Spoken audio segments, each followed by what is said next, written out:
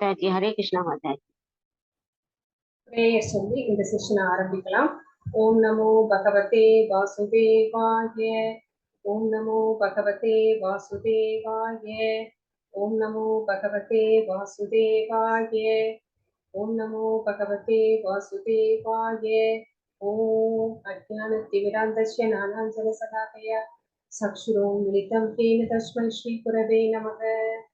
நமோ விஷ்ணுபராய कृष्णप्रष्टाय भूतले श्रीमते भक्ति वेदांत स्वामिनि नामिने नमस्ते सरस्वती देवे गौरवाणी प्रचारिणे निर्विशेष शून्यवादी पास्यतादि सदारिणी हे कृष्ण करुणा सिंधु दीनबंधु जगत्पते गोपेश गोपिकान्त राधाकान्त नमस्ते भक्तकान्त गौरैरी राधे वृन्दावनेश्वरी वृषभानुसुते देवी प्रणमामि करिप्रिये.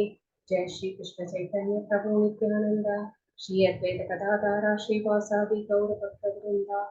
हरे कृष्ण कृष्ण कृष्ण हरे हरे हरे राम राम राम हरे हरे हरे कृष्ण कृष्ण कृष्ण हरे हरे हरे राम राम हरे हरे हरे कृष्ण कृष्ण कृष्ण हरे हरे हरे राम राम हरे हरे.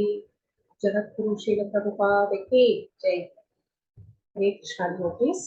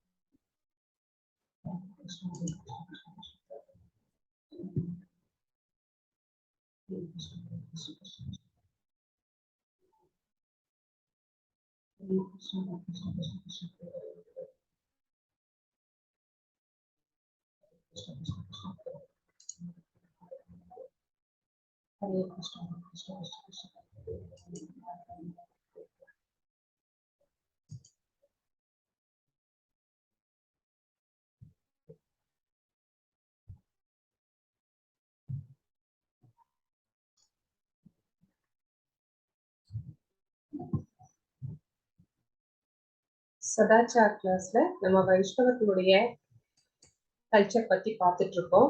அதுல 3 லெசன்ஸ் நம்ம முடிச்சிருக்கோம். இன்னைக்கு நம்ம பிரசாத சேவை பார்க்கணும். ஆனா நம்ம நிறைய கேப் இருந்ததுனால நமக்கு அத ஒரு முறை ஞாபகப்படுத்திக்கிறது நல்லது அப்படின்னு நினைக்கிறேன்.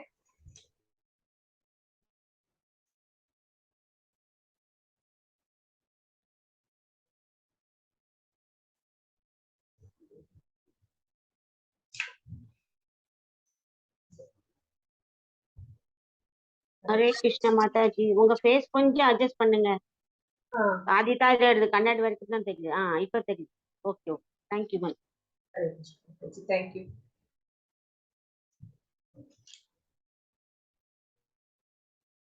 நீங்க லாஸ்ட் கிளாஸ் அட்டெண்ட் பண்ணினவங்க இருக்கீங்களா, பண்ணாதவங்க இருக்கீங்களா நான் பாக்குறேன். சித்திரலேகா மாதாஜி 2 பேருமே புது மாதாஜி சதாச்சார் கிளாஸ்க்குன்னு நினைக்கிறேன்.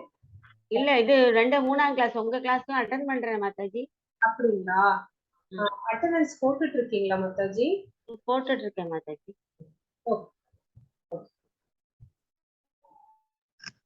இன்னைக்கு தான் மாதாஜி நான் கிளாஸ்க்கு வரேன். நீங்க இன்னைக்கு தான் வந்திருக்கீங்க மாதாஜி, தெரியும். ஆனா நான் இதுல அட்டெண்டன்ஸ் போடுறது இல்ல மாதாஜி, பிகாஸ் நான் மத்ததுல சேர்ந்திருக்கேன் இல்லையா. Okay okay. At a time 2 பண்ண முடியுமா என்ன தெரியல. ஓகே மாதாஜி. இப்ப சதாச்சார்ல சேர்ந்தாலும் இதுல ஒரு அட்டெண்டன்ஸ் பேப்பர் நீங்க போட்டு எடுத்துங்க, எங்க பேர் எல்லாமே எழுதிக்குங்க. போட்டுறோம் மாதாஜி. சாட்ல நீங்க உங்களோட நம்பர் போட்டுருங்க, உங்க பேர் போட்டு நம்பர் போட்டுருங்க. நான் ஓகே ஓகே மாதாஜி. பக்தி சதாச்சார் அப்படின்னா நம்மளுக்கு சதா சதா அப்படின்னா சாதுக்கள், சாதுக்களுடைய ஆக்டிவிட்டிஸ் வந்து எப்படி இருக்கும், அவர்கள் எப்படி இருப்பாங்க, சாதுக்கள் எப்படி இருப்பாங்க, வைஷ்ணவர்கள் வந்து எப்படி வந்து நடந்துப்பாங்க, அவங்களுடைய ஆக்டிவிட்டிஸ் எல்லாம் எப்படி இருக்கும், அதை பார்த்து நம்ம இன்ஸ்பயர் ஆகி நம்ம வந்து நம்மளும் அதே மாதிரி பகவானுக்கு பக்தி தொண்டு செய்யணும் அப்படிங்கிறது தான் வந்து இந்த கிளாஸ் உடைய நோக்கம். சோ அவங்க வந்து எப்படி எல்லாம் தங்களுடைய அந்த கேரக்டர்ஸ வந்து எப்படி எல்லாம் வச்சிருந்தாங்க, எவ்வளவு ஹை லெவல்ல வச்சிருந்தாங்க அப்படிங்கிறது தான் நம்ம வந்து இந்த 3 கிளாஸ்ல பார்த்தோம். அதனுடைய ஒரு சுருக்கம் வேணா நம்ம பார்த்துட்டு இந்த 4th லெசனுக்கு நம்ம போகலாம். பக்தியினுடைய நோக்கம் என்ன அப்படின்னா பகவானை வந்து திருப்திப்படுத்துறது. பகவானை ஒவ்வொரு லிவிங் என்டிட்டியோட கோலும் வந்து அதுதான். அப்போ நம்ம எப்படி இருக்கணும் அப்படின்னா ஒரு சத்சங்கத்துல இருந்தா மட்டும்தான் நம்ம வந்து பகவானை பத்தி பேசுவோம். இப்போ யாரெல்லாம் வந்து யாருக்கு என்ன இன்ட்ரெஸ்ட் இருக்கோ அவங்க வந்து அந்த குரூப்ல தான் போய் ஜாயின் ஆவாங்க இல்லைங்களா. ஒரு சிலருக்கு வந்து ரேஸ் கார்ஸ்ல ரொம்ப இன்ட்ரெஸ்ட் இருக்கும், ஒரு சில பேருக்கு வந்து சில ஆர்னமெண்ட்ஸ் அந்த மாதிரி இன்ட்ரெஸ்ட் இருக்கும், ஒரு வெகு சிலருக்கு தான் வந்து பக்தியில வந்து ரொம்ப இன்ட்ரெஸ்ட் இருக்கும். அப்போ நம்மளுடைய பக்தி தொண்டை நம்ம வளர்த்துக்கணும் அப்படின்னு நினைச்சோம்னா யார் வந்து அந்த பக்தியில வந்து ரொம்ப ஈடுபாடோட இருக்கிறாங்களோ அவங்களோட நம்ம வந்து கலந்து இருந்தா மட்டும்தான் நம்ம அடுத்த லெவலுக்கு நம்மள வந்து உயர்த்தி கொள்ள முடியும் அப்படிங்கிறது இங்க சொல்லப்பட்டிருக்கிறது. சோ அப்போ அந்த சத்சங்கத்துல இருக்கணும் அப்படின்னா அதுக்கு பகவானோட கருணை வேணும். பகவானோட கருணை, நம்மளோட முயற்சி மட்டும் கிடையாது, பகவானோட கருணையும் இருந்தா மட்டும்தான் அந்த சத் சங்கத்துல இருக்க முடியும். சோ அந்த சத் சங்க பக்தி சதாச்சார் அப்படின்னா சாது, சதா அப்படின்னா சாது, சத் அப்படின்னா சாதுக்கள், அவர்களுடைய ஆக்டிவிட்டிஸ் தான் எப்படி இருக்கும்.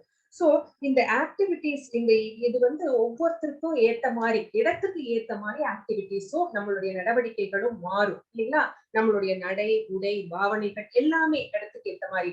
வீட்டுல நம்ம ஒரு மாதிரி இருக்கிறோம், ஃப்ரீயா ட்ரெஸ் பண்ணிட்டு வேற மாதிரி இருக்கிறோம், நம்ம வந்து குழந்தைங்க கிட்ட ரொம்ப இதுவா அன்பா எல்லாம் நடந்துப்போம். இதே ஆபீஸ்க்கு போனோம், ஒரு டீச்சர் ஒரு ப்ரொஃபஸர் அப்படின்னா அந்த இடத்துக்கு தகுந்த மாதிரி வந்து நம்மளுடைய நடவடிக்கைகள் பேச்சு எல்லாமே வந்து மாறுபடும்.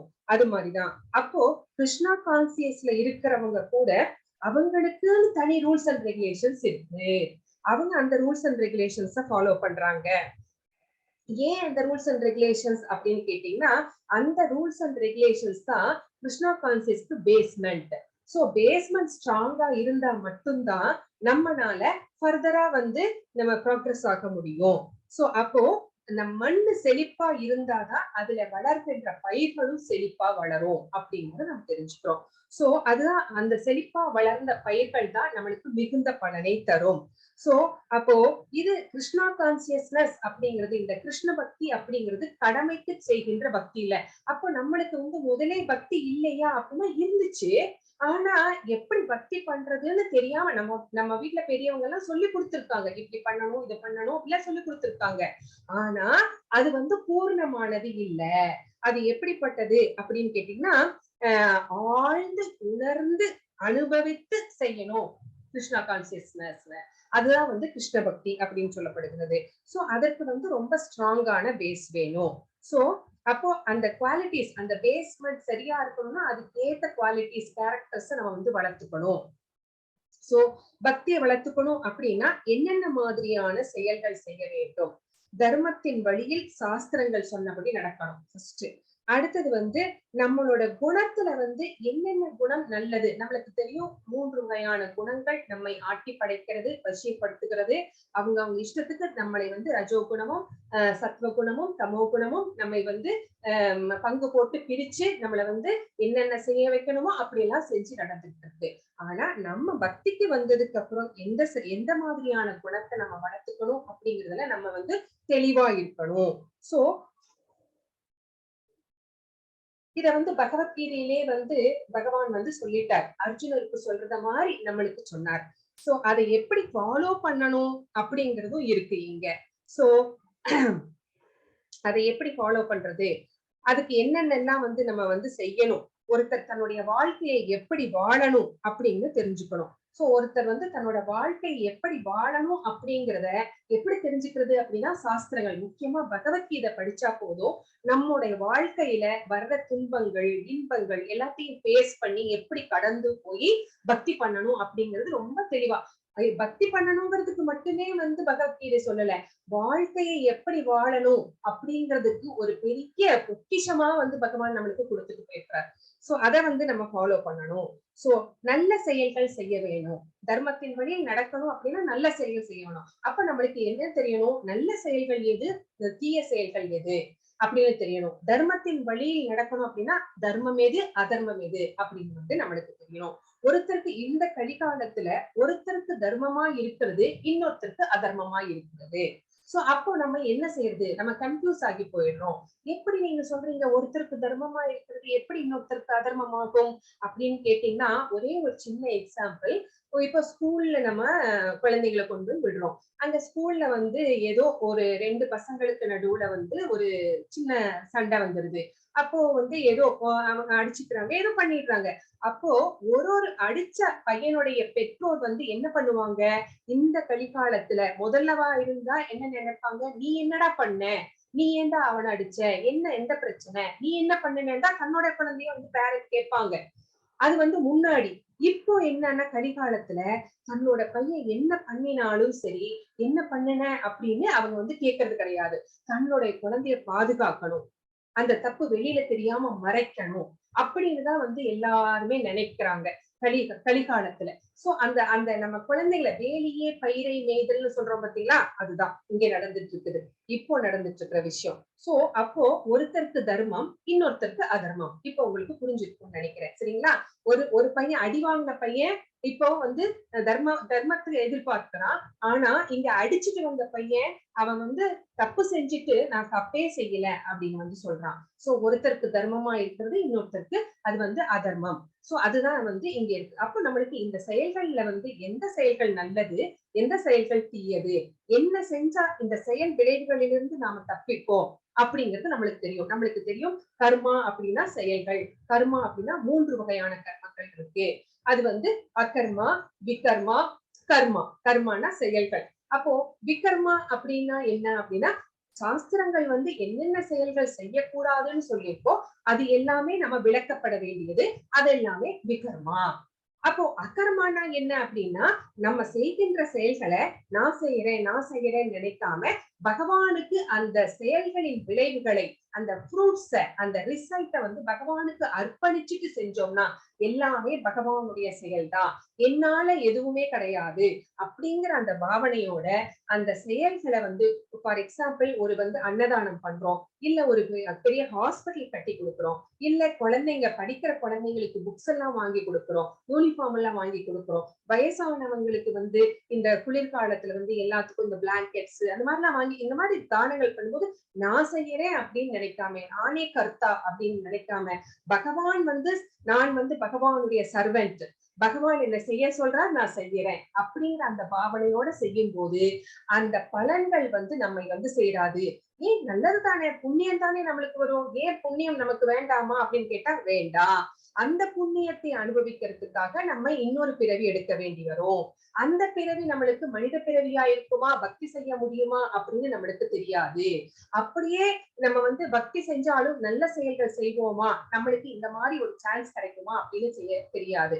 அந்த புண்ணிய பலன்களை அனுபவிச்சுட்டு நம்ம வந்து எந்த லோகத்துக்கு போவோம் தெரியாது, எந்த பிறவி எடுப்போம் தெரியாது. அந்த புண்ணிய பலன்கள் தீர்ந்த உடனே மறுபடியும் பிறவி எடுத்து இங்கதான் வரணும்.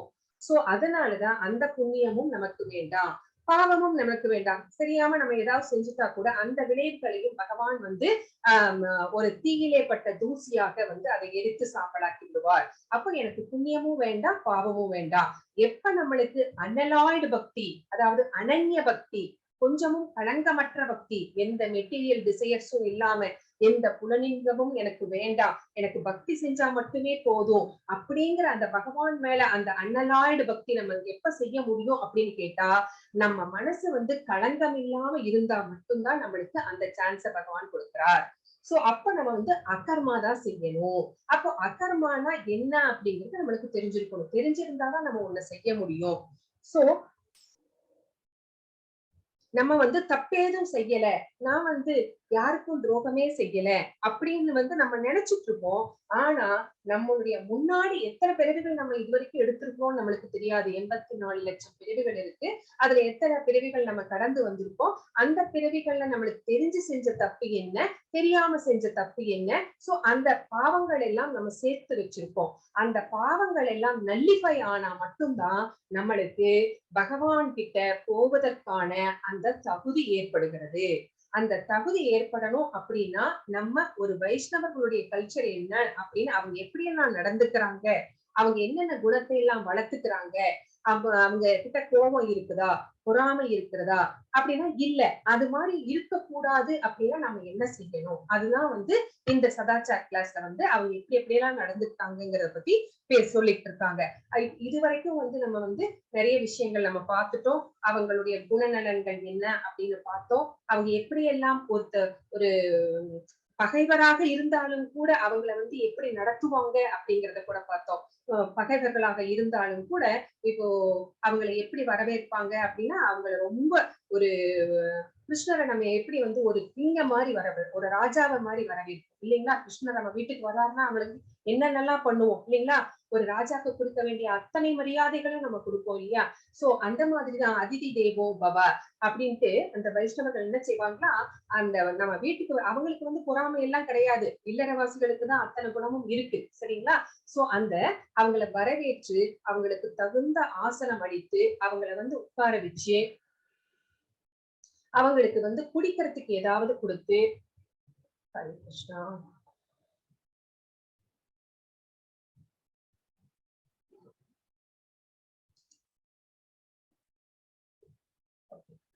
அவங்களுக்கு வந்து இனிமையான வார்த்தைகள் பேசி அவங்க மனசு குளிரும்படி நடந்துக்குவாங்களாம்.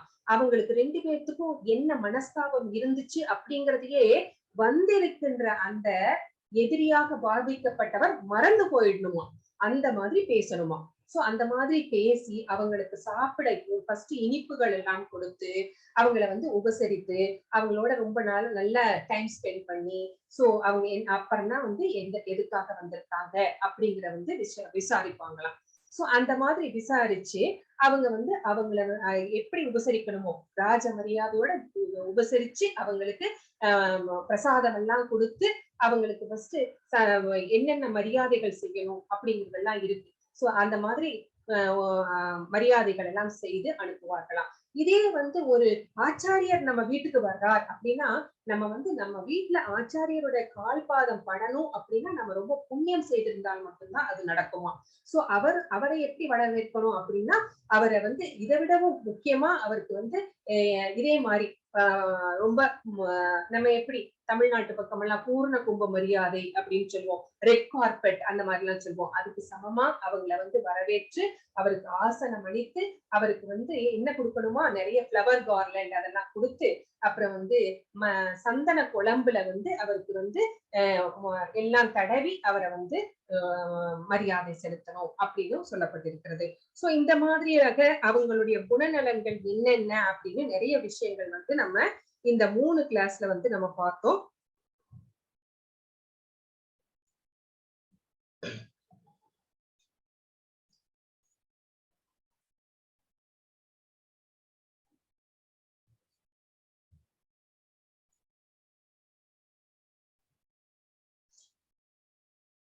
அப்புறம் யார் யாரெல்லாம் வந்து நம்மளுக்கு கோஸ்வாமிகள் யாரு, அவங்க ஏன் வந்து கோஸ்வாமிகள் என்று அழைக்கப்படுகிறார்கள் அப்படிங்கிற விஷயத்த பார்த்தோம்.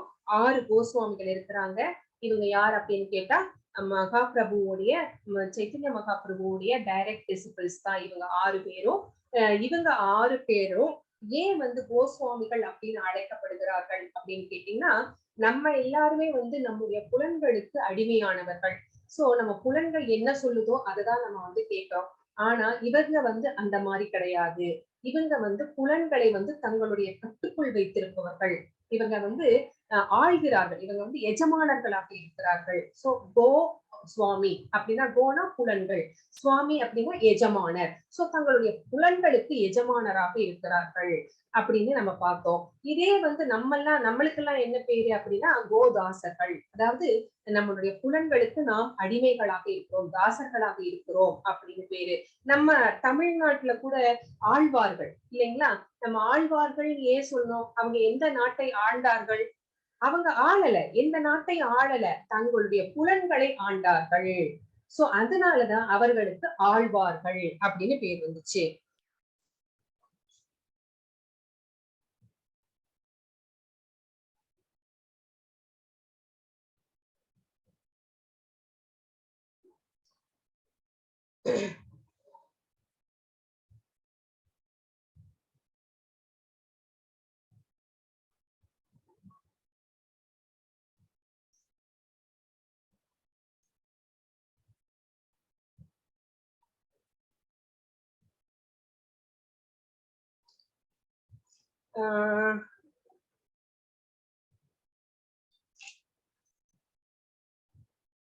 நம்ம வந்து 84 லட்சம் பிறவிகள் எடுத்திருக்கிறோம்.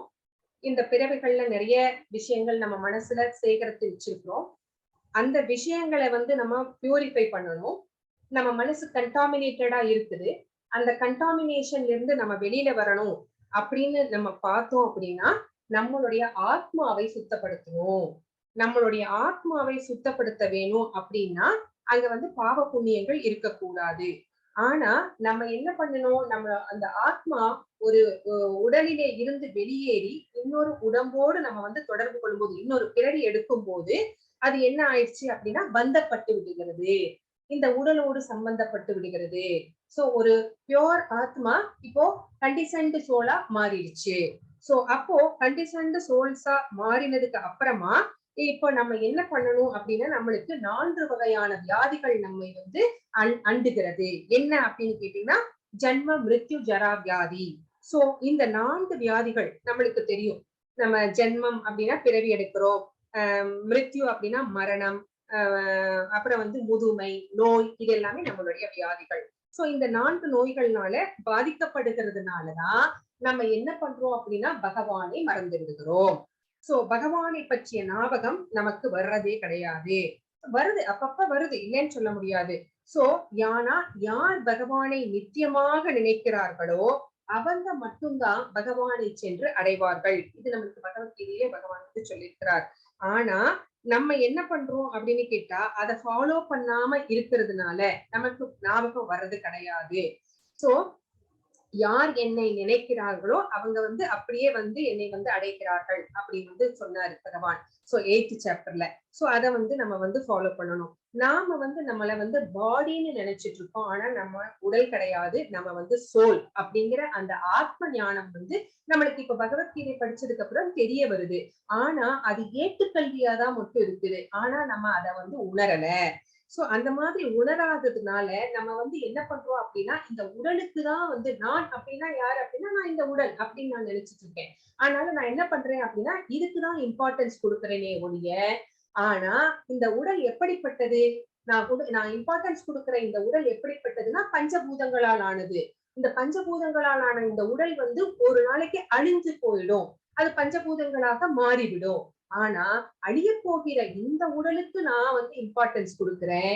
ஆனா நான் என்ன பண்றேன்? நிரந்தரமாக என்னோட மனதிலே இருக்கின்ற ஆத்மாவுக்கு நான் எதுவுமே செய்வது கிடையாது.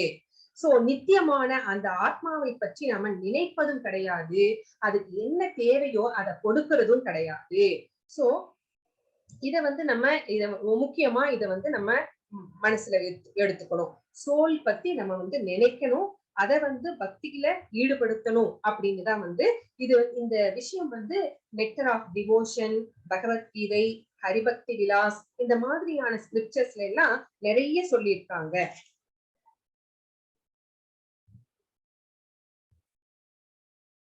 சோ அதுதான் நம்ம முக்கியமா பார்க்க வேண்டியது. சோ வைஷ்ணவர்கள் எப்பவுமே அவர்கள் வந்து தன்னை வந்து உடலாக பார்க்க மாட்டார்கள், தம்மை வந்து ஒரு ஆத்மாவாக பார்ப்பார்கள். அந்த மாதிரி அவங்க வந்து ஆத்மாவை பார்க்கறதுனாலதான் அவங்களுக்கு வந்து எல்லாமே வந்து கிருஷ்ணராகவே தெரியுறாங்க, ஆத்மாவாகவே தெரியுறாங்க. பண்டிதா சமதர்ஷினக அப்படின்னு நம்ம பகவத்கீதையில படிச்சிருக்கோம் இல்லைங்களா? சோ அங்க என்ன சொல்றா, அந்த ஒரு பண்டிதருக்கு எல்லாமே, ஒரு நாயாக இருந்தாலும் சரி, ஒரு பிராமணராக இருந்தாலும் சரி, ஒரு பசுவாக இருந்தாலும் சரி, யானையாக இருந்தாலும் சரி, நாயை அடித்து தின்கின்ற சண்டாளனாக இருந்தாலும் சரி, எல்லாத்தோட மனத்திலையும் பரமாத்மா இருக்கிறார். அது மட்டும்தான் அந்த பண்டிதருக்கு தெரியுதே ஒழிய இவன் வந்து சண்டாளன், இது வந்து நாய் அப்படிங்கிற அந்த ஸ்பீசிஸ் டிஸ்கிரிமினேஷன் கூட கிடையாது. அதுதான் வந்து வைஷ்ணவர்களுடைய ஒரு பெரிய நல்ல ஒரு குவாலிட்டி அப்படின்னு வந்து சொல்றாங்க. அது மட்டும் கிடையாது, அவங்களுக்கு வந்து எல்லாருமே சமமாக பாவிக்கிறார்கள் ஃபர்ஸ்ட். அடுத்து என்னன்னா, அவங்களுக்கு பொறாமை அப்படிங்கிறது இருக்காது. பொறாமை அப்படின்னா என்னன்னே தெரியாது, என்வியஸ்னஸ் தான் இருக்காது. அவங்க வந்து பரதுக்க துக்கி. பரதுக்க துக்கி அப்படின்னா என்னன்னா, அடுத்தவர்களுடைய துன்பத்தை தன்னுடைய துன்பமாக நினைத்து அவர்கள் அந்த துன்பத்தை எவ்வாறு நீக்குவது அப்படின்னு அதுக்காக வந்து அவங்க வந்து பாடுபடுவாங்க. அதுக்காக என்னென்ன செய்யணுமோ அத்தனையும் செய்வாங்க அப்படின்னு வந்து இங்க சொல்றாங்க, பரதுக்க துக்கி. எப்படி நம்ம ராமானுஜாச்சாரியார், ஸ்ரீ ராமானுஜாச்சாரியார் என்ன பண்ணார், அவருடைய குரு என்ன சொன்னார் அப்படின்னா, ஓம் நமோ நாராயணா அப்படிங்கிற அந்த 8 எழுத்து மந்திரத்தை சொன்னார். இந்த மந்திரத்தை வந்து நம்ம வந்து சொல்லும் போது எல்லாருமே வைகுண்டத்துக்கு போவாங்க. இந்த மந்திரத்தை வந்து நீ யாருக்கும் சொல்லக்கூடாது அப்படின்னு சொன்னார். சரி சரின்னு கேட்டுக்கிட்டே வந்தவர் என்ன பண்ணினார், கோயில்ல அந்த மதில்ல ஏறினார். ரொம்ப ஹைட்ல ஏறி நின்னுட்டு எல்லாரும் வாங்க அப்படின்னு கூப்பிட்டார். கூப்பிட்டுட்டு இந்த மந்திரத்தை எல்லாருக்கும் வந்து ஓதி அளித்தார் இல்லைங்களா? அப்போ என்ன சொல்றார் அவருடைய குரு, நீ வந்து நரகத்துக்கு தான் போவ அப்படின்னு சொல்றார். ஆனா ராமானுஜாச்சாரியார் என்ன சொன்னா, நான் ஒருத்தர் வந்து நரகத்துக்கு போனா பரவாயில்ல, இங்க இருக்கிற மக்கள் எல்லாம் பகவானுடைய காலடியை போய் அடைவார்கள், அந்த லோட்டஸ் கிட்ட போய் சேருவாங்க, அதுதான் எனக்கு முக்கியம் அப்படின்னு சொன்னார். அப்போ மக்களுக்காக வாழ்பவர்கள் அவர்கள் வைஷ்ணவர்கள். அதுதான் வந்து எப்படி வள்ளலார் சொன்னார் பாத்தீங்களா, அந்த வாடிய பயிரை கண்ட போதெல்லாம் வாடினே அப்படின்னு சொன்னார். அப்போ ஒரு பயிர் வாடிக்கிட்டு இருந்தா கூட அதை பார்த்து கூட மனசு வந்து கஷ்டப்படுமா அவங்களுக்கு. அதுக்கு என்ன செய்யணுமோ அதை செய்வாங்களா, நீர் பாய்ச்சுவாங்களாம். சோ அந்த மாதிரி இருக்கிறவர்கள் தான் வைஷ்ணவர்கள். அதனாலதான் அவங்களுக்கு பரதுக்க துக்கி அப்படின்னு பேரு. அப்புறம் அவங்களுக்கு மெட்டீரியல் டிசையர்ஸ் அப்படிங்கிறதே கிடையாது. சோ தன்னுடைய புலன்களை வந்து திருப்திப்படுத்தணும்னு அவங்க ஒரு நாளும் நினைத்தது கிடையாது. பகவானுடைய புலன்களை எப்படி திருப்திப்படுத்துவது அப்படிங்கிற அந்த இதுலதான் இருப்பாங்களே ஒழிய அவங்க தங்களுடைய புலன்களை ஒருபோதும் வந்து முதன்மைப்படுத்த மாட்டார்கள். அப்புறம் சாஸ்திரத்தை வந்து கண்டிப்பா ஃபாலோ பண்ணுவாங்க. அதுவும் முக்கியமா அந்த 4 ரெகுலேட்டிவ் பிரின்சிபல்ஸ் எல்லாம் நம்ம சொல்றோம் பாத்தீங்களா, அந்த எல்லாமே வந்து சாஸ்திரம் என்ன சொல்லுதோ அதை மீறி அவங்க எதுவுமே நடந்துக்க மாட்டாங்க. கடவுள் ஒருவரே, அது பகவான் கிருஷ்ணர் மட்டும்தான். ஸ்ரீ கிருஷ்ணர் மட்டும்தான் முழு முதற் கடவுள், பரமபுருஷ பகவான், supreme personality of the godhead அப்படின்னு அவங்களுக்குள்ள அந்த தீராத நம்பிக்கை, அதை ஒருபோதும் அவர்கள் மாற்றிக்கொள்ள மாட்டார்கள். சோ அவங்க எப்படி இருப்பாங்க அப்படின்னா, மரத்தை விட பொறுமையா இருப்பாங்க, புல்லை விட பணிவா இருப்பாங்க. எப்படி வந்து பகவான் சைத்தன்யர் வந்து தன்னோட சிஷ்டாஷ்டகத்துல ஒரு 3ஆம் ஸ்லோகத்துல சொல்லுவார், மரம் எப்படி பணிவாக இருக்கிறதோ, பொறுமையா புல் எப்படி பொறுமையாக இருக்கிறதோ அந்த மாதிரி இருப்பாங்க அப்படின்னு வந்து இங்க சொல்லப்பட்டிருக்கிறது. அவங்க வந்து எங்க வேணா எது வேணா சாப்பிட மாட்டாங்க, வெறும் பிரசாதம் பகவானுக்கு ஆஃபர் பண்ணி அந்த பிரசாதத்தை மட்டும்தான் அவங்க வந்து எடுத்துப்பாங்க, வேற வந்து எடுத்துக்க மாட்டாங்க. வேற வெளி உணவுகளை வந்து அவர்கள் வந்து எடுத்துக்க மாட்டாங்க. ஒரு தடவை ஸ்ரீல பிரபுபாதர் வந்து பிளைட்ல வந்து டிராவல் பண்ணிட்டு இருந்தார். அப்போ வந்து எல்லாத்துக்கும் அப்போ வந்து food time, lunch time. So அப்ப எல்லாருக்கும் வந்து பேசஞ்சர்ஸ்க்கு எல்லாமே வந்து ஃபுட் சர்வ் பண்ணப்பட்டது. அப்போ வந்து ஸ்ரீல பிரபுபாதருக்கும் ஃபுட் சர்வ் பண்ணப்பட்டது. அப்போ ஸ்ரீல பிரபுபாதர் வந்து எனக்கு வேண்டாம் அப்படின்னு சொல்லிட்டாரு. அப்போ வந்து ஸ்ரீல பிரபுபாதர் பக்கத்துல இருந்த ஒரு ஃபாரினர், அவர் ஒரு பேசஞ்சர் பக்கத்திலேயே உட்கார்ந்திருந்தார். எனக்கு தெரியும் நீங்க ஏன் வேண்டான்னு சொல்றீங்க அப்படின்ட்டு, இது வந்து கிருஷ்ணருக்கு ஆஃபர் பண்ணல, அதனாலதானே நீங்க வேண்டான்னு சொல்றீங்க அப்படின்னு வந்து அவர் கேட்டார். அது மட்டும் கிடையாது, கிருஷ்ண உடனே சொன்னார் ஸ்ரீல பிரபுபாதர், நோ, அது மட்டும் ரீசன் கிடையாது. ஏன்னா சமைக்கிறவங்க சமைக்கிறதுக்காக பொருள் வாங்கப்பட்ட போது கிருஷ்ண பக்தியோட போய் வாங்கிட்டு வந்திருக்கணும். நான் கிருஷ்ணருக்காக சமைக்க போறேன், the best one ஏதோ அதை நான் செலக்ட் பண்ணணும். காய்கறிகளா இருந்தாலும் சரி, பழங்களாக இருந்தாலும் சரி, தானியங்களாக இருந்தாலும் சரி, நான் வந்து பெஸ்டா செலக்ட் பண்ணி வாங்கிட்டு வருவேன் என்னுடைய கிருஷ்ணருக்காக. அப்புறம் சமைக்கிற இடம் வந்து ரொம்ப ரொம்ப சுத்தமா இருக்கணும். நம்ம அந்த கிளென்லினஸ் எல்லாம் நம்ம ஆல்ரெடி பார்த்தோம் இல்லைங்களா? சோ எப்படி ஒரு கிச்சன் கிளீனா இருக்கணும்.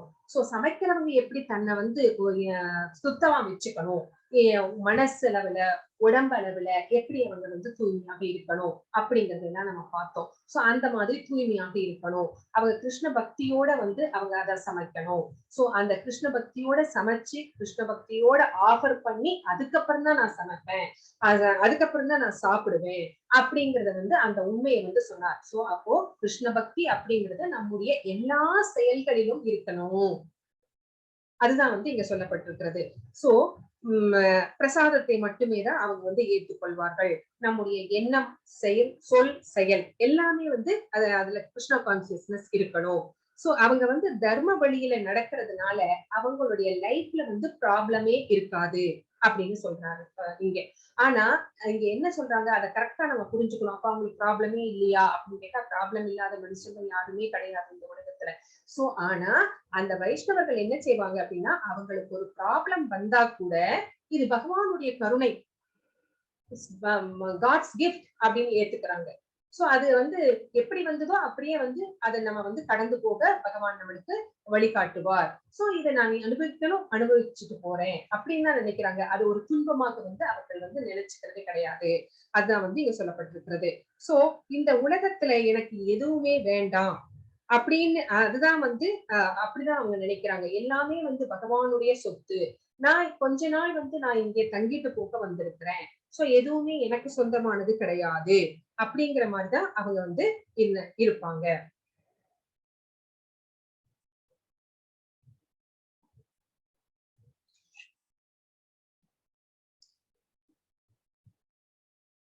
சோ இதெல்லாமே வந்து வைஷ்ணவர்களுடைய கல்ச்சர் அப்படின்னு நம்ம பார்த்தோம். அவங்களுடைய கேரக்டர்ஸ் அப்படின்னு நம்ம பார்த்தோம். சோ ஒரு இந்த வைஷ்ணவர்கள் கல்ச்சர் இப்படி இருக்கணும், இப்படி இருக்கணும். கோயில் அவங்களுக்கு வந்து ஒரு கோயில் இருக்கணும், கோயில்ல விக்கிரகங்கள் இருக்கணும், கோயில் விக்கிரகங்களுக்கு எப்படி ஆராதனைகள் எல்லாம் செய்யணும் அப்படிங்கிறதையும் நம்ம பார்த்தோம். சோ இந்த மாதிரியான ஆராதனைகள், இது நடைமுறைகள், ரூல்ஸ் அண்ட் ரெகுலேஷன்ஸ், இதை வந்து ஸ்ரீல பிரபுபாதர் என்ன சொல்றாரு அப்படின்னா, டைம் அண்ட் பிளேஸுக்கு தகுந்த மாதிரி நம்ம கொஞ்சம் சேஞ்ச் பண்ணிக்கலாம் அப்படின்னு சொல்றாரு. ஏன் அப்படின்னு கேட்டா, இது வந்து சாஸ்திரத்தில் வந்து ஒத்துக்கொள்ளப்பட்டிருக்கிறதா அப்படின்னா, ஆமா ஒத்துக்கொள்ளப்பட்டிருக்கிறது. எப்படி அப்படின்னு கேட்டா, இப்போ கிருஷ்ண கான்சியஸ்னஸ் இந்த பக்தி, கிருஷ்ண பக்தியை வந்து நம்ம இந்தியாவுல பரப்புறதுக்காக ஸ்ரீல பிரபுபாதர் முயன்ற போது அதுல அவ்வளவு பெரிய வெற்றி கிடைக்கல. அப்போ அவருடைய குருவான பக்தி சித்தாந்த சரஸ்வதி சுவாமி என்ன சொன்னார் அப்படின்னா, இதை மேலை நாடுகள்ல வந்து பரப்பணும் அப்படின்னு கட்டளையிட்டார் ஸ்ரீல பிரபுபாதருக்கு. அப்போ அவர் வந்து அங்க போய் கிருஷ்ண பக்தியை வெற்றிகரமாக பரப்பினார். அப்போ அங்க வந்து கோயில்கள் இருக்குமா நம்ம நாட்டுல இருக்கிற மாதிரி அப்படின்னு கேட்டா கோயில்கள் கிடையாது. விக்கிரக வழிபாடு அப்படின்னா இது தெரியுமா அவங்களுக்கு தெரியாது. அப்போ அந்த மாதிரி இருக்கிற இடத்துல அவங்க என்ன செய்வாங்க, அதுக்கு ஏத்த மாதிரி கொஞ்சம் விஷயங்களை எல்லாம் வந்து மாத்திக்குவாங்க. பகவானுக்கு நம்ம என்ன ஆஃபர் பண்ணுவோம், நல்ல மனம் மிகுந்த மலர்களை ஃபர்ஸ்ட் ஆஃபர் பண்ணுவோம் இல்லைங்களா? பூ வாங்கிட்டு போவோம், நல்ல வாசனை உள்ள மலர்கள். ஆனா வெஸ்டர்ன் கண்ட்ரீஸ்ல வாசனை உள்ள மலர்கள் கிடையாது. அப்ப அதுக்கு ஏத்த மாதிரி அந்த மலர்கள்ல வந்து என்ன பண்ணினார் அப்படின்னா, நல்ல பிராக்ரன்ஸ் அது மேல போட்டு, பர்ஃபியூம்ஸ் எல்லாம் போட்டு அதை பகவானுக்கு ஆஃபர் பண்ணினார். ஏன்னா அந்த பக்தி தான் முக்கியமே ஒழிய அந்த வாசனை இல்லாத மலர்களை வந்து நம்ம ஆஃபர் பண்ணலாமா அப்படிங்கிறது. நம்ம எல்லாம் இங்க வந்து கனகாம்பரம் எல்லாம் ஆஃபர் பண்ண மாட்டோம் இல்லைங்களா? நல்ல மல்லிகை பூ அந்த மாதிரி எல்லாம் நம்ம ஆஃபர் பண்ணுவோம். ஆனா அங்க ஒண்ணுமே கிடைக்காதப்போ நம்ம என்ன பண்றது? அப்ப கோயிலே இல்ல, அப்ப பக்தி செய்யாம இருக்க முடியுமா? இல்ல. ஒரு பெரிய ஹால், யாராவது ஒரு வீட்டுல பெரிய ஹால் இருந்துச்சுன்னா பகவானுடைய போட்டோவை வச்சு அங்க வந்து நம்ம பகவானுக்கு என்னென்னலாம் செய்யணுமோ அதெல்லாம் செஞ்சு நம்ம வந்து கும்பிடலாம், வழிபடலாம். அப்படிங்கிற டைமுக்கு ஏத்த மாதிரி, பிளேஸுக்கு ஏத்த மாதிரி கொஞ்சம் கொஞ்சம் அதை வந்து நம்ம அக்செப்ட் பண்ணிக்கலாம் அப்படிங்கிறதையும் ஸ்ரீல பிரபுபாதர் வந்து நம்மளுக்கு சொன்னார்.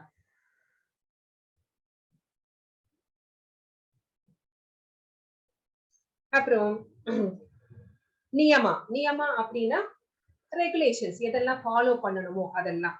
சோ இதுல வந்து 2 வகையாக இருந்தது, நியமாகிரகா அக்ரஹா. நியமாகிரகா அக்ரஹா அப்படின்னா, நியமா அப்படின்னா ரூல்ஸ், ஆக்ரஹா அப்படிங்கிறது அதாவது ஃபாலோ பண்றதுக்கு ரொம்ப ஈகரா இருக்கிறவங்க, இன்னொருத்தங்க வந்து ஃபாலோ பண்ணாதவங்க அப்படின்னு அர்த்தம். சோ என்னெல்லாம் ஃபாலோ பண்ணணும் அப்படின்னு கேட்டீங்கன்னா அந்த 4 ரெகுலேட்டிவ் பிரின்சிபல்ஸ் கண்டிப்பா ஃபாலோ பண்ணணும். No meat eating, no gambling, no intoxication, no illicit sex அப்படிங்கறத ஃபாலோ பண்ணணும். சோ எந்த உயிரினத்தையும் வந்து நம்ம கஷ்டப்படுத்தக்கூடாது இல்லைங்களா. நோ மீட் ஈட்டிங்ல அதான் சொல்லப்பட்டிருக்கிறது. அதுவும் ஒரு உயிர்.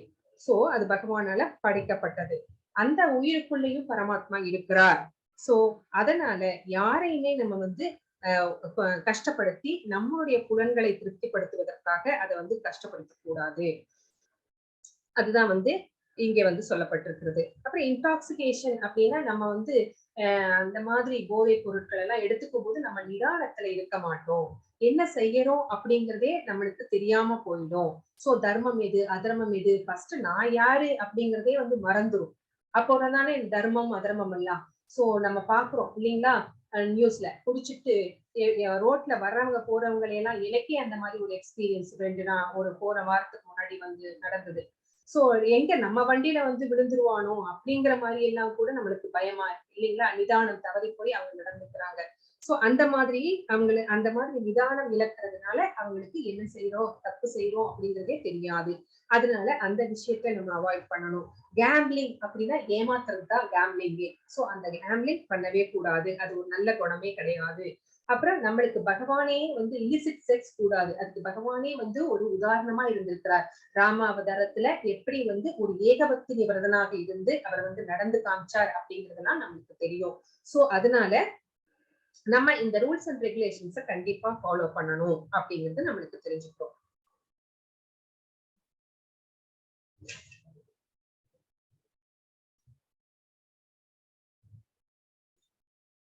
அப்படி நம்ம இந்த நியமங்களை ஃபாலோ பண்ணும்போது நம்ம வந்து எந்த ஸ்டேஜ்ல இருக்கோம். நம்ம வந்து இப்ப பக்திக்குள்ள ஃபர்ஸ்ட் ஸ்டெப் எடுத்து வச்சிருக்கோம். சாதனா பக்தி பண்றோம். அதாவது நம்ம வந்து நியோஃபைட் பக்தர்கள் புதுசா கிருஷ்ண கான்சியஸ்க்கு வந்திருக்கிறோம். நம்மளுக்கு பக்தி இருக்கு ஆனா இந்த மாதிரி ஒரு பக்திக்கு வந்து நம்ம புதுசு. சோ அதுல வந்து நம்ம வந்து இந்த நியமங்களை ஃபாலோ பண்ணிட்டே வரும்போது எந்த ஸ்டேஜ்ல நம்ம இருக்கோம் அப்படிங்கறது வந்து நம்ம தெரிஞ்சுக்கணும். சோ அந்த ஸ்டேஜ் நம்ம எப்படி தெரிஞ்சுக்கிறது அப்படின்னு கேட்டா அதுக்கு வந்து நான் 9 விதமான பக்திகளை வந்து பிரகலாத மகாராஜர் நம்மளுக்கு சொல்லி இருக்கிறார். நம்மளுக்கு அந்த 9 விதமான பக்தி என்ன அப்படின்னு தெரியும் இல்லைங்களா. ஸ்ரவணம் கீர்த்தனம் விஷ்ணு அப்படின்னு 9 விதம். ஃபர்ஸ்ட் வந்து கேட்கறது, கீர்த்தனம், ஸ்மரணம், அந்த மாதிரி நிறைய விஷயங்களை வந்து சொல்லியிருக்கிறார். சோ அந்த மாதிரி பக்தி பண்ணிட்டே இருக்கிறோம். ஆனா நம்ம அந்த பக்தி எல்லாவற்றையும் ஃபாலோ பண்ணிட்டு வரும்போது நம்ம கரெக்டா ப்ராக்ரஸ் ஆயிட்டு வர்றோமா, நம்ம ஸ்பிரிச்சுவலா ஃபாலோ ஆகுறோமா, ப்ராக்ரஸ் ஆகுறோமா அப்படிங்கறத வந்து எப்படி தெரிஞ்சுக்கிறது. 9 விதமான பக்திகள்ல ஏதோ ஒரு பக்தியை ஃபாலோ பண்ணாலும் சரி, இல்ல 9 எப்படி அம்பரீஷ மகாராஜர் 9 விதமான இதையும் ஃபாலோ பண்ணினார் இல்லைங்களா. அவரை மாதிரி பண்ணினாலும் சரி, நான் எந்த ஸ்டேஜ்ல இருக்கேன் அப்படின்னு நான் எப்படி தெரிஞ்சுக்கிறது அப்படின்னு கேட்டீங்கன்னா அதுக்குதான் வந்து இங்க வந்து 9 விதமான ஸ்டேஜஸ் சொல்லப்பட்டிருக்கிறது. அது என்ன அப்படின்னு கேட்டீங்கன்னா ஸ்ரத்தா, ஸ்ரத்தா, சாது சங்கா, பஜன கிரியா, அனர்த்த நிவர்த்தி, நிஷ்டா, ருச்சி, பாவா, ஆசக்தி, பாவா, பிரேமா அப்படின்னு 9 ஸ்டேஜஸ் சொல்லப்பட்டிருக்கிறது. சோ இந்த 9 ஸ்டேஜஸும் என்னன்னு நம்மளுக்கு தெரிஞ்சாதானே நம்ம எந்த ஸ்டேஜ்ல இருக்கோம் அப்படிங்கறத நம்ம புரிஞ்சுக்க முடியும். ஃபர்ஸ்ட் ஸ்ரத்தான்னா என்னன்னு பார்க்கலாம். ஸ்ரத்தா அப்படின்னா ஸ்ரத்தையாக ஒரு நம்பிக்கையோட பகவானுக்கு டிவோஷனல் சர்வீஸ்ல நம்ம இன்வால்வ்டா இருக்கணும். சோ நம்மளுக்கு நம்மளோட இன்ட்ரெஸ்ட் எல்லாம் எதுல இருக்கணும் அப்படின்னு கேட்டா பகவானை எப்படி திருப்திப்படுத்துவது அப்படிங்கிறதுலதான் இருக்கணும். சோ அதுதான் வந்து ஸ்ரத்தா. அடுத்தது வந்து சாது சங்கா. சாது சங்கானா நம்மளுக்கு எல்லாரும் தெரியும். சோ அந்த இன்ட்ரெஸ்ட் வந்து நம்மளுக்கு எப்படி நம்மளுக்கு வளர்த்துக்கிறது, அதை யார் கொடுப்பா அப்படின்னு கேட்டா சாதுக்கள், அதாவது சத் சங்கத்துல இருக்கிறவங்க. சோ வைஷ்ணவர்கள். சோ அவர்களோட சங்கத்துல நம்ம இருந்தோம் அப்படின்னா அந்த இன்ட்ரெஸ்ட அவங்க கிட்ட இருந்து நமக்கு அவங்க கொடுப்பாங்க. சோ அவங்க கிட்ட இருக்கிற பக்திய நம்மளுக்கு அவங்க சொல்லி கொடுப்பாங்க. அங்க இருந்து நம்ம பெற்றுக்கொள்கிறோம். சோ அது நம்மளுக்கு அப்போ நம்மளுக்கு ஒண்ணு தெரியுது, இந்த சத் சங்கம் அப்படிங்கிறது ரொம்ப ரொம்ப இம்பார்ட்டன்ட். அவர்கள் பக்தி எப்படி பண்ணணும் அப்படிங்கறது வந்து அவங்க நமக்கு சொல்லி தருவாங்க. சோ அவங்களோட அசோசியேஷன் வந்து ரொம்ப இம்பார்ட்டன்ட், இட் இஸ் மஸ்ட். அப்போ பியூர் டிவோட்டிஸ் கூட பழகும் போது அவர்கள் சொல்லும் விஷயங்கள்ல வந்து நம்ம ஈஸியா புரிஞ்சுக்க முடியும். நம்மளா படிச்சு தெரிஞ்சுக்கிறத விட நம்ம அவங்க சொல்லும் போது சின்ன சின்ன சந்தேகங்கள் ஏற்படும் நம்மளுக்கு. அவங்க வந்து அப்பப்பவே நம்ம அதை வந்து கிளியர் பண்ணுவாங்க. நம்ம அதை ஈஸியா புரிஞ்சுக்க முடியும். சோ அதை இப்ப நம்ம என்ன பண்ணிட்டோம், கத்துக்கிட்டோம். ஃபர்ஸ்ட் நம்ம புரிஞ்சுக்கிட்டோம், அப்புறமா கத்துக்கிட்டோம். இப்ப அடுத்தது வந்து தேர்ட் ஸ்டேஜ் பஜன கிரியா. இப்போ பகவானை பற்றி நிறைய கேட்கறது. பகவானுடைய குணநலன்கள் என்ன, பகவானுடைய லீலைகள் என்ன, அவருடைய ரூபம், அவருடைய அழகு, அவருடைய எல்லா ஆக்டிவிட்டிஸ் பத்தியும் நிறைய சொல்றாங்க அவங்க. நம்ம நிறைய கேட்டு தெரிஞ்சுக்கிறோம். சோ இப்போ அடுத்தது வந்து ஏர்லி ஸ்டேஜ்ல நம்ம வந்து நிறைய தவறுகள் செய்வோம் இல்லைங்களா? எப்படி வந்து ஒரு குழந்தை நடக்க பழகும் போது ஸ்ட்ரைட்டா எந்திரிச்சு நடந்துராது. கீழே விழுந்து கத்தி, அப்புறம் எந்திரிச்சு மறுபடியும் விழுந்து எதையாவது பிடிச்சிட்டு நின்று அந்த மாதிரிதான் கத்துப்போம். நம்மளும் அதே மாதிரிதான். சோ அந்த மாதிரி சின்ன சின்ன நிறைய தவறுகள் நம்ம வந்து ஏர்லி ஸ்டேஜ்ல பண்ணுவோம்.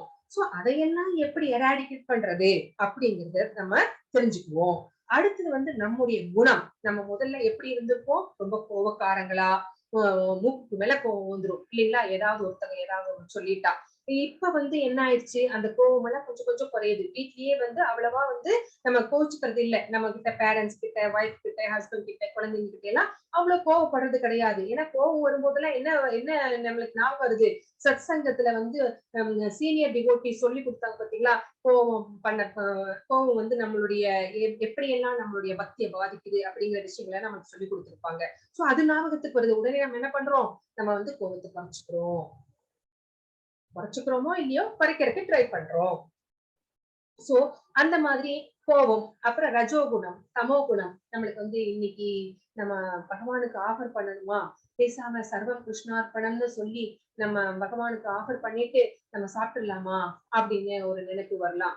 ஆனா நம்ம அது செய்யக்கூடாது. பகவானுக்கு அந்த போகா மந்திரம் எல்லாம் சொல்லி பகவானுக்கு நல்ல அவருக்கு பிடிச்ச டிஷ்ஷ வந்து செஞ்சு அவருக்கு ஆஃபர் பண்ணி அதுக்கப்புறம் நம்ம பிரசாதமா எடுத்துக்கணும். அப்போ நம்ம வந்து தமோ குணத்தை நம்ம கிட்ட இருந்து விளக்கணும், ரஜோகுணத்தை நம்ம கிட்ட இருந்து விளக்கணும். சோ எந்த குணத்தை நம்ம வந்து வளர்த்துக்கணும் அப்படிங்கறதெல்லாம் நம்ம இப்போ தெரிஞ்சுக்கிறோம். சோ அசுர குணங்களை வந்து எப்படி எராடிகேட் பண்றது அப்படிங்கறதையும் நம்ம தெரிஞ்சுக்கிறோம். ஃபார் எக்ஸாம்பிள் அசுர குணம்னு நீங்க எதை சொல்றீங்க அப்படின்னு கேட்டா, நான் அசுரன் இல்லையே, 2 கொம்பு வச்சுட்டா இருக்கிறேன் அப்படின்னு கேட்டா, நம்ம 2 கொம்பு வச்சுட்டு இல்ல. ஆனா நமக்குள்ளேயே எல்லா அசுர குணங்களும் இருக்கிறது. முதல்ல எல்லாம் என்ன அப்படின்னா, வேற வேற லோகங்கள்ல அசுரர்கள் இருந்தாங்க, தேவர்கள் இருந்தாங்க. அப்புறம் என்ன ஆச்சு, கொஞ்ச நாள் அடுத்த யுகத்துல ரொம்ப பக்கத்துல வந்துட்டாங்க. அடுத்த யுகத்துல என்ன ஆயிடுச்சு அப்படின்னா, ஒரே குடும்பத்துக்குள்ள வந்து எப்படி ஃபார் எக்ஸாம்பிள் சொல்லணும்னா, குருவம்சத்துல பாண்டவர்கள் தெய்வீகமான குணம் படைத்தவர்கள், கௌரவர்கள் என்ன பண்ணாங்க, அசுர குணம் படைத்தவர்கள். சோ வேற வேற லோகத்துல இருந்தவங்க ஒரே குடும்பத்துக்குள்ள வந்தாங்க. இப்ப என்ன ஆச்சு, ஒரே குடும்பத்துக்குள்ள இருந்த அந்த குணம் என்ன ஆயிடுச்சு அப்படின்னா ஒரு மனுஷனுக்குள்ளேயே வந்துருச்சு. நமக்குள்ளதான், வேற யாரும் கிடையாது. இந்த கலியுகத்துல நமக்குள்ள அசுர குணமும் இருக்கு, நல்ல குணங்களும் இருக்கு. சோ ரெண்டுமே பிளஸ் அண்ட் மைனஸ் ரெண்டும் இருக்கிறவங்க தான் நம்ம. சோ இந்த அசுர குணங்களை எப்படி வந்து எராடிகேட் பண்றது அப்படிங்கறத வந்து அது நம்மளுக்கு தெரியாது. ஆனா சீனியர் டிவோட்டிஸ்க்கு நம்மளுக்கு தெரியும். சீனியர் டிவோட்டிஸ் அவங்க வந்து சொல்லி தருவாங்க. நம்ம வந்து அவங்க கிட்ட என்ன பண்ணணும், ஓபன் அப் பண்ணி பேசணும். எனக்கு வந்து இந்த மாதிரி பிரச்சனை இருக்கு, எனக்கு ஃபார் எக்ஸாம்பிள் நான் ஜபம் பண்ண உட்கார்ந்தாவே கொட்டாவியா வருது, எனக்கு வந்து எப்படி பண்றதுன்னு தெரியல, அப்பதான் என்னோட மனசு எங்கேயோ என்னை இழுத்துட்டு போகுது, என்னால வந்து ஸ்டடி மைண்டா உட்கார்ந்து பண்ண முடியல, அப்புறம் எனக்கு வந்து வீட்டுல வந்து இந்த மாதிரி பிரச்சனை இருக்கு, எனக்கு பக்தி பண்ண முடியல, நான் வந்து கிருஷ்ண பக்தியில நான் வர்றேன்னு சொன்னா என்னோட குடும்பத்துல இந்த மாதிரி எல்லாம் பேசுறாங்க, அப்புறம் வந்து இந்த மாதிரி நம்மளுக்கு என்ன பிரச்சனை இருக்குதோ அதை வந்து நம்ம ஓப்பனா சீனியர் டிவோட்டிஸ் கிட்ட வந்து பேசும்போது அவங்க வந்து ரொம்ப எக்ஸ்பீரியன்ஸ்டு, அவங்களுக்கு ஒவ்வொன்றுத்துக்கும் என்ன சொல்யூஷன் அப்படிங்கிறது நல்லா தெளிவா தெரியும். அதை வந்து அவங்க நம்மளுக்கு சொல்லி தராங்க. சோ அதை வந்து கேட்டு நம்ம நம்மளுடைய தப்பை வந்து சரி பண்ணிக்கலாம். சோ இந்த தப்புகள் இருக்கிறது வந்து நம்ம இயல்பான விஷயம். நம்ம வந்து மனுஷங்களா பிறந்துட்டோம், நம்ம ரெண்டும் கலந்தவங்க தான், சரி தப்பு எல்லாம் கலந்தவங்க தான். அதனால அதுக்காக நம்ம வந்து அதை அப்படியே விட்டுடக்கூடாது. அதை வந்து தப்ப வந்து நிவர்த்தி பண்ணணும். சோ அவங்க கிட்ட பேசி அவங்களோட அட்வைஸ் கேட்டு அதுபடி நடந்து அதை நிவர்த்தி பண்ணிக்கலாம். அடுத்தது நிஷ்டா. நிஷ்டா அப்படின்னா என்னன்னா, பகவான் மேல ஒரு பிக்சடா ஒரு ஒரு எதுவுமே என்ன வந்தாலும் அசைக்க முடியாது அந்த மாதிரியான ஒரு பக்தியை வளர்த்துக்கிறது நிஷ்டா. இப்போ நம்ம பகவான் மேல வந்து அவருடைய லீலைகள், அவருடைய குணங்கள், அந்த மாதிரி எல்லாம் நிறைய விஷயங்கள் கேட்டதுனால அவர் மேல வந்து நம்மளுக்கு ஒரு பற்று வந்திருக்கும். அந்த பற்றை வந்து நம்ம என்ன பண்ணிடணும், நல்ல ஒரு நிலையான ஒரு பக்தியாக வந்து மாத்திக்கணும். அதுதான் வந்து நிஷ்டா அப்படின்னு சொல்றதோ. அடுத்தது வந்து ருச்சி. ருச்சி அப்படின்னா நம்மளுக்கு வந்து தெரியும் இல்லைங்களா, ஒரு டேஸ்ட். நம்மளுக்கு வந்து ஒரு பகவான் மேல பக்தி வந்ததுக்கு அப்புறம் முதல்ல சாண்ட் பண்ணதுக்கும் பகவான் மேல பக்தி வந்ததுக்கு அப்புறம் சாண்ட் பண்றதுக்கும் நிறைய டிஃபரன்ஸ் இருக்கும். ஒண்ணு வேண்டாம், நம்ம வந்து முதல்ல பகவத்கீதை வந்து சும்மா அந்த புக்கை எடுத்து படிச்சிருப்போம். அப்ப நம்ம படிச்சதுக்கும் இப்ப நீங்க பகவத்கீதை எடுத்து படிக்கிறதுக்கும் நிறைய டிஃபரன்ஸ் இருக்கும். இதை நீங்க உணர்ந்து இருக்கிறீங்களா டிவோட்டீஸ்?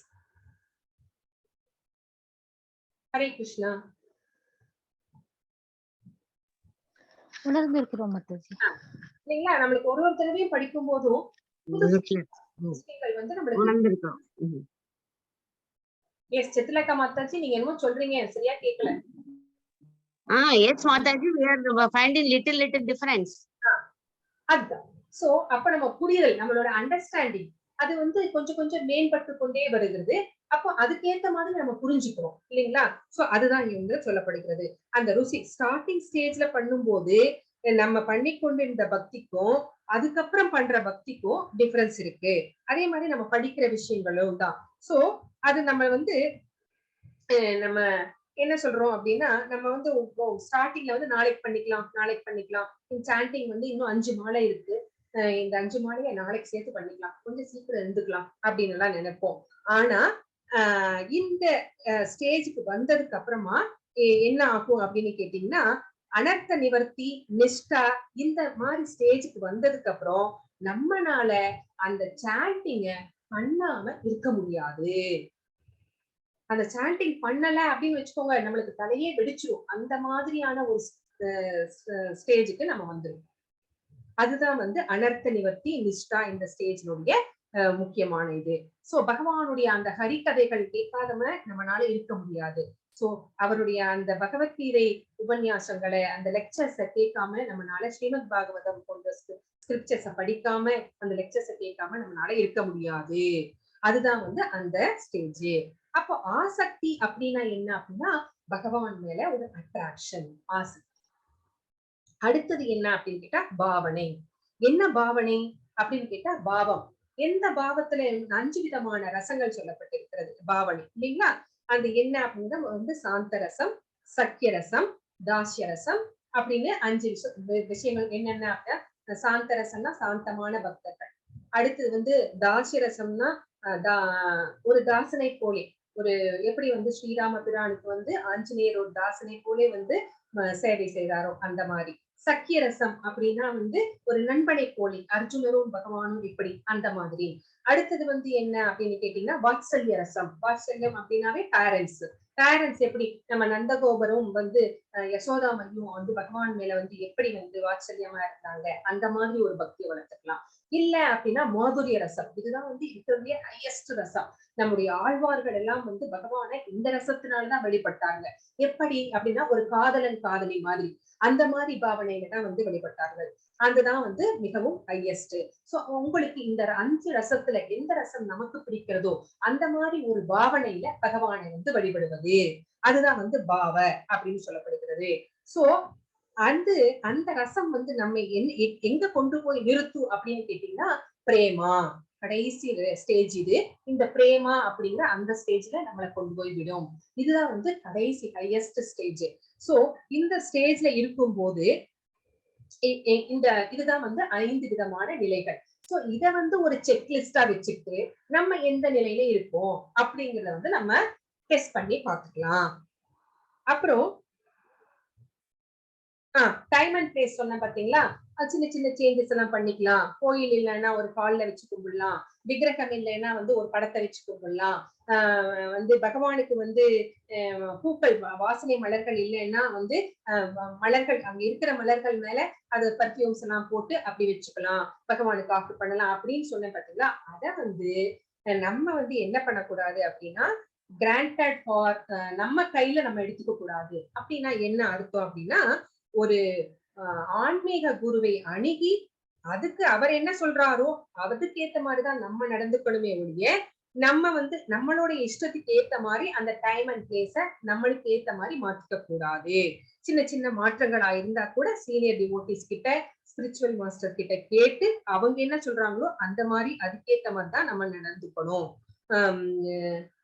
ஃபார் எக்ஸாம்பிள், ஒரு ஸ்ரீல பிரபுபாதர் வந்து ஒரு இடத்துக்கு லெக்சர் கொடுக்க போனார்.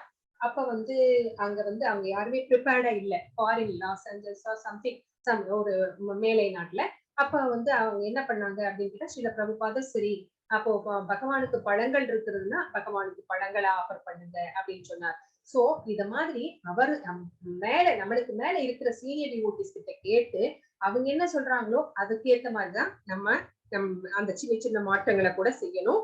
நம்ம இஷ்டத்துக்கு நம்ம சேஞ்ச் பண்ண கூடாது அப்படின்னு தான் இங்க வந்து சொல்லப்பட்டிருக்கிறது.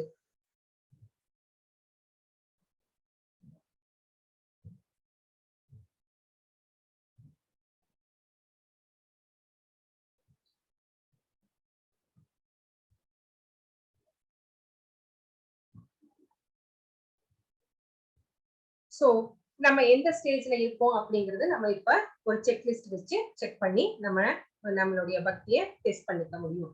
சோ நம்ம ஒண்ணு பகவானுடைய அந்த ஸ்பிரிச்சுவல் அந்த இதுல இருக்கணும், சக்தியில இருக்கணும். அப்படி இல்லை அப்படின்னா நம்ம யாருக்கு ஆட்பட்டு விடுவோம் அப்படின்னா மாயா சக்தி வந்து நம்மை வசப்படுத்தி விடும். ஒண்ணு பகவானுடைய அந்த பக்திங்கிற அந்த இதுல இருக்கணும். இல்லைன்னா அதுல இருக்க நம்ம தவறிட்டோம் அப்படின்னா நம்மளே என்ன பண்றதுக்கு காத்துட்டு இருக்கு, தன்னுடைய வசப்படுத்தி கொள்வதற்காக மாயா சக்தி எப்பவுமே ரெடியா இருக்கு. சோ அதுகிட்ட இருந்து தப்பிக்கணும் அப்படின்னா நம்ம இந்த பக்தியில பகவானுடைய அந்த ப்ரொடெக்டிவ் வளையத்துக்குள்ள நம்மள பாதுகாப்பா நம்ம வச்சுக்கணும். அப்போ பகவானை பற்றி கேட்கணும். சோ நம்ம அந்த ஃபர்ஸ்ட் பக்தியில வந்து ஸ்ரவணம் ரொம்ப முக்கியம். அப்போ பகவானை பற்றி கேட்கணும். அப்போ யார்கிட்ட இருந்து கேட்கணும் அப்படின்னா டிசிப்ளிக் சக்சஷன்ல பரம்பரையாக பாரம்பரியத்தில் வந்து அந்த சீனியர் டிவோட்டிஸ் கிட்ட, நம்ம ஆச்சாரியர்கள் கிட்ட இருந்து வந்து கேட்கணும். நம்மளுக்கு தெரியும் 5 விதமான பாரம்பரியம் இருக்கு அப்படின்னு நம்மளுக்கு தெரியும். ஸ்ரீ சம்பிரதாயம், 5 சம்பிரதாயங்கள். சோ இந்த 5 சம்பிரதாயங்களுமே அத்தன்டிக்கான இந்த 5 சம்பிரதாயத்துல நம்ம எதை வேணா நம்ம ஃபாலோ பண்ணலாம். சோ இங்க வந்து பகவானே நம்மளுக்கு பகவத்கீதை மூலமாக நம்மளுக்கு என்னென்னலாம் சொல்லணுமோ அதையெல்லாம் சொல்லிட்டு போயிருக்கிறார். சோ அப்போ அதை வந்து பியூர் டிவோட்டிஸ் கிட்ட இருந்து நம்ம வந்து கேட்கணும். சோ மற்றவர்களிடம் வந்து கேட்டா அது வந்து அதாவது அந்த டிசிப்ளிக் சக்சஷன்ல வராதவங்க கிட்ட இருந்து வந்து நம்ம கேட்கும் போது இதே பகவத்கீதைக்கு 700 விதமான ஆங்கிலத்துல உரைகள் வந்து எழுதப்பட்டிருக்கிறது. அது எல்லாமே பகவான் சொன்னதை அப்படியே சொல்லியிருக்கிறாங்களா அப்படின்னு கேட்டா இல்லைன்னு தான் சொல்லணும். ஏன் அப்படின்னு கேட்டா அவங்களுடைய அந்த தங்களுடைய கருத்துக்களை வந்து திணித்துதான் வந்து அவங்க வந்து சொல்லியிருக்கிறாங்க. ஆஸ் இட் இஸ் அப்படின்னு ஏன் ஸ்ரீல பிரபுபாதர் பேர் வச்சாரு அப்படின்னா பகவான் என்ன சொன்னாரோ அதை உள்ளபடி கொஞ்சம் கூட மாத்தாம அப்படியே சொல்லியிருக்கிறார். சோ அதனாலதான் அதுக்கு ஆஸ் இட் இஸ்னே பேர் வச்சார். சோ ஆனா மற்ற உரைகள்ல வந்து அந்த மாதிரி இல்ல. ஆங்கில உரைகள் 700க்கும் மேற்பட்ட உரைகள் இருந்தாலும் அவர்களுடைய உரை எழுதியவர்களுடைய அந்த தனிப்பட்ட கருத்துக்களும் அதிலே வந்து சொல்லப்பட்டிருக்கிறது. அதனால நம்ம அவங்க கிட்ட இருந்து நம்ம கேட்கும் போது அதை நம்ம வந்து நல்வழிக்கு அது கொண்டு போய் சேர்க்காது அப்படிங்கிறது நம்ம புரிஞ்சுக்கிறோம். சோ பகவத்கீதையை வந்து ஒரு டிசிப்ளிக் சக்சஷன்ல வந்த ஒரு ஆச்சாரியர் கிட்ட இருந்து நம்ம கேட்கும் போது நம்ம வந்து என்ன ஆகுது அப்படின்னா பகவான் வந்து ரொம்ப நெருக்கமாயிடுறார் நம்ம மனசுக்கு. அவங்க நம்மளுக்கு ஒரு வெல்விஷரா, ஒரு ஃப்ரெண்டா வந்துடுறார் நம்ம மனசுக்குள்ள. அப்போ நம்மளுக்கு வந்து என்ன தேவையோ அந்த தேவைகளை எல்லாம் வந்து அவர் வந்து நிறைவேற்றி கொடுக்கிறார். அப்போ ஸ்பிரிச்சுவல் லைஃப்ல ப்ராக்ரஸ் ஆகணும் அப்படின்னு நினைக்கிறவங்க மெட்டீரியல் டிசையர்ஸ்க்காக பகவானை அணுகக்கூடாது. சோ ஏன் அப்படின்னா நம்மளுடைய டிசையர்ஸ் எல்லாமே மெட்டீரியல் டிசையர்ஸ் என்ன சந்தோஷமாக இருக்கட்டும் இந்த பௌதீக உலகத்துல ரொம்ப ரொம்ப தற்காலிகமானதுதான். இல்லைங்களா? ரொம்ப டெம்பரவரி தான். அந்த எப்படி அந்த சந்தோஷத்துக்கு ஒரு ஸ்டார்டிங் பாயிண்ட் இருக்கோ அதே மாதிரி ஒரு எண்டிங் பாயிண்ட்டும் இருக்கு. சோ அது எப்படி வந்துச்சோ அதே வேகத்திலேயே அது முடிஞ்சு போயிடும். அந்த சந்தோஷம் அப்படிங்கிறது ஒரு நீர்க்குமிழி சந்தோஷம் தான். நீர்க்குமிழியோட லைஃப் ஸ்பேன் என்னன்னு நம்மளுக்கு எல்லாம் தெரியும். சோ அப்போ இது ஒரு துக்காலயம் அசாஸ்வதம். இங்க நம்ம எடுத்து வைக்கிற ஒவ்வொரு அடியும் துன்பங்கள் தான். அப்போ இந்த துன்பங்களை மறுபடியும் அனுபவிக்க கூடாது அப்படிங்கிற அந்த ஞானம் நம்மளுக்கு வேணும். ஏன்னா நம்ம எல்லாம் இப்ப இக்னோரன்ட்ல இருக்கிறோம். கண்டிஷன் ஷோஸ் எல்லாருமே இக்னரன்ஸ்ல இருக்கிறோம். ஆனா அத பகவத்கீதை இதெல்லாம் படிக்கிறது மூலமா நம்ம இப்ப தெரிஞ்சுக்கிறோம். நம்ம இந்த சம்சார கடல்ல மறுபடியும் பிறவி எடுத்து புனரபி ஜனனம் புனரபி மரணம் அப்படின்னு மறுபடியும் சுத்தி வந்துகிட்டு இருக்கோம். இதுல இருந்து விடுதலை ஆகி போகணும் அப்படின்னா நம்ம நான் இந்த உடல் அல்ல. அப்போ இந்த உடலுக்கான சந்தோஷங்களும் எனக்கு முக்கியமானது கிடையாது. நான் அப்படிங்கிறது ஆத்மா. அந்த ஆத்மாக்கு என்ன தேவையோ அதுக்கு தேவையான விஷயங்களை நம்ம தரணும். அப்பதான் நம்ம இந்த பிறவி பெருங்கடலை கடக்க முடியும். அப்ப பிறவி இல்லாத ஒரு நிலையில பகவான் கிட்ட போய் சந்தோஷமா அவரோட இருக்க முடியும். நம்முடைய தந்தையான பகவானை நம்ம மறந்து போய் அந்த ரிலேஷன்ஷிப்பை மறந்ததுனாலதான் நம்ம இங்க பிறவி எடுத்து வந்திருக்கிறோம். சோ நம்ம போக வேண்டிய இடம் கோலோகம். சோ அவனுடைய திருநாடு, அங்க நம்ம போகணும். அதுதான் நம்முடைய குறிக்கோளாக இருக்கணும் அப்படிங்கிற அந்த தெளிவு நம்மளுக்கு வந்திருக்கணும். சோ நம்மளுடைய அந்த ஸ்பிரிச்சுவல் லைஃப்ல ப்ராக்ரஸ் ஆகணும்னா மெட்டீரியல் டிசைர்ஸ் பத்தி பகவான் கிட்ட நம்ம கேட்க கூடாது. சோ அப்ப நமக்குள்ள இருக்கிற பகவான் பரமாத்மாவாக இருக்கிறவர் அந்த ஸ்பிரிச்சுவல் லைஃப்ல எப்படி ப்ராக்ரஸ் ஆகுறது அப்படிங்கிற அந்த வழியை நம்மளுக்கு காட்டுவார்.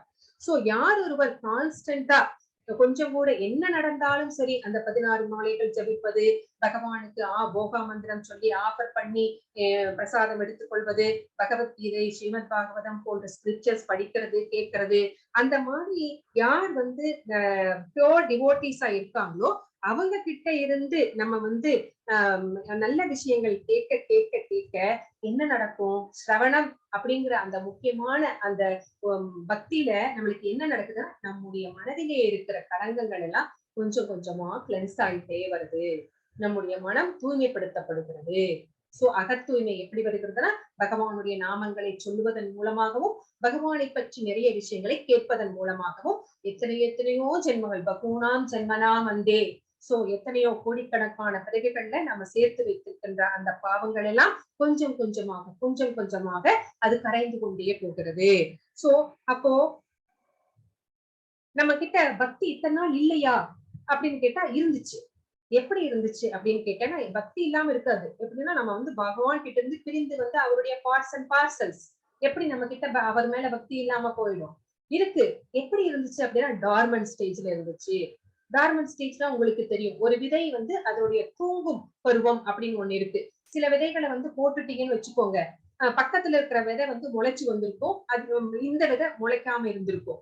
பாத்தீங்கன்னா அது ரொம்ப லாங் பீரியட் எடுத்ததுக்கு அப்புறம் தான் அது முளைக்கும். அப்ப இத்தனை நாள் மண்ணுக்குள்ள என்னவா இருந்துச்சு? அது தூங்கி கொண்டிருந்தது, டார்மன் ஸ்டேஜ்ல இருந்துச்சு. அப்போ நம்ம மனசுல பக்தி இருக்கு, ஆனா அது எப்படி இருக்கு? டார்மன் ஸ்டேஜ்ல இருக்கு. சோ அதை வெளிக்கொண்டு வர வேண்டும். சோ அது எப்படி கொண்டு வரணும் அப்படிங்கிறது நம்மளுக்கு இப்ப தெரிஞ்சிருச்சு. சோ நம்மளுடைய பகவான் கிட்ட இருந்த அந்த ரிலேஷன்ஷிப்பை மறந்ததுனாலதான் நம்ம இந்த நிலைக்கு தள்ளப்பட்டிருக்கிறோம். சோ பகவானை பற்றி கேட்க கேட்க கேட்க டிவோஷனல் சர்வீஸ் பண்ண ஆரம்பிப்போம், பக்தி பண்ண ஆரம்பிப்போம். பகவானுக்கு இத்தனை நாள் வெறும் நம்ம ஒரு பழமோ நட்ஸோ ஏதாவது வச்சு பூஜை பண்ணி நம்ம மங்களாரத்தி பண்ணிருப்போம். ஆனா இப்ப நம்ம என்ன பண்ணுவோம்? நம்ம என்ன சாப்பிடுறோம்? சோ நம்ம பகவானுக்கு பூண்டு வெங்காயம் இல்லாம அவருக்கு என்ன பிடிச்சிருக்கும் அந்த மாதிரி சமைச்சு சோ அத பகவானுக்கு ஆஃபர் பண்ணி அதுக்கப்புறமா இப்ப சாப்பிட ஆரம்பிப்போம். சோ கொஞ்சம் கொஞ்சமா அந்த மாதிரி நம்மள மாத்திப்போம். எது ஒரே நாள்ல எல்லாமே மாறிடாது இல்லையா? எல்லாமே கொஞ்சம் கொஞ்சமா தான். சோ பியூர் டிவோட்டிஸுடன் நாம பழகும் போது நம்ம எப்படி பொறுமையாக இருக்க வேணும், எப்படி பொலைட்டா பேசணும் அப்படிங்கறதெல்லாம் நம்மளுக்கு தெரிய வரும். ஏன்னா ஒருத்தர் பேசிக்கிறாங்க, ரெண்டு சீனியர் டிவோட்டிஸ் பேசிக்கிறாங்கன்னா அவங்க எவ்வளவு பொறுமையா பேசுறாங்க, எவ்வளவு பொலைட்டா பேசுறாங்க, ஒரு விஷயம் சந்தேகம் கேட்கணும்னா கூட எவ்வளவு சப்மிசிவா கேட்கறாங்க அப்படிங்கறதெல்லாம் நம்ம பார்ப்போம். அப்படி பார்க்கும்போது நம்மளுக்கு இப்படிதான் இருக்கணும் அப்படிங்கிற அந்த விஷயம் நம்மளுக்கு மனசுல பதியுது. சோ அந்த பார்த்து அவங்கள தெரிஞ்சுக்கிறோம். நம்மிடம் உள்ள ரஜோ குணம், தமோ குணம் இது எல்லாமே நம்ம வந்து கொஞ்சம் கொஞ்சம் நம்மளும் நம்மள மாதிரி அந்த மாதிரி மாத்திக்கணும். நான் கூட ஏன் இப்படி கோவப்படுறேன், குழந்தைங்க கிட்ட ஏன் இப்படி கோவப்படுறேன், வேலை செய்யற இடத்துல ஏன் இப்படி பொசுக்குன்னு எனக்கு கோவம் வருது, இது எல்லாமே நானும் கூட கொஞ்சம் மாத்திக்கத்தான் வேணும். மாத்தினா நல்லா இருக்கும் அப்படிங்கிற அந்த நினைப்பு வருது. சோ அந்த மெட்டீரியல் டிசையர்ஸ் அதுக்கப்புறம் நம்மளுக்கு வந்து கொஞ்சம் கொஞ்சமா இது எல்லாமே வந்து நிரந்தரமானது இல்லை அப்படிங்கும்போது நிறைய சேர்க்கணும் அப்படிங்கிற ஆசை விட்டு போய் நம்மளுக்கு இருக்கிறது போதும் அப்படிங்கிற அந்த ஆசை வந்து அந்த மாதிரி ஒரு நிலைமையில நம்ம மனசு மாற ஆரம்பிக்குது இல்லைங்களா? சோ கோடி கோடியா சேர்த்தாலும் எவ்வளவு பெரிய பங்களாவா இருந்தாலும் நாம இருக்க போறது என்னமோ ஒரு சின்ன ரூம்ல தான். நாம சாப்பிட போறது என்னமோ ஒரு 2 இட்லி தான் இல்லைங்களா? எவ்வளவு இருந்தாலும் நம்ம இந்த உடலை விட்டதுக்கு அப்புறமா நம்ம சேர்த்து வைத்த சொத்து வேற யாருக்கோ தான் போகுது, நமக்கு கிடையாது. நம்மளுடைய பிள்ளைகளாக இருந்தாலும் சரி, வேற யாராக இருந்தாலும் சரி, அது நம்மளுக்கு நம்ம எதையுமே நம்ம சேர்த்து வச்சத ஒரு ஊசி முனையில கூட நம்ம மேல எடுத்துட்டு போக முடியாது அப்படிங்கிற அந்த உண்மை அந்த இது தெரிய வரும்போது நம்ம வந்து நமக்கு சரி போதும் அப்படின்னு ஒரு ஃபுல் ஸ்டாப் வச்சுட்டு நம்ம வந்து என்ன பண்றோம், ஸ்பிரிச்சுவல் லைஃபுக்கு நம்ம டர்ன் ஆகிறோம். சோ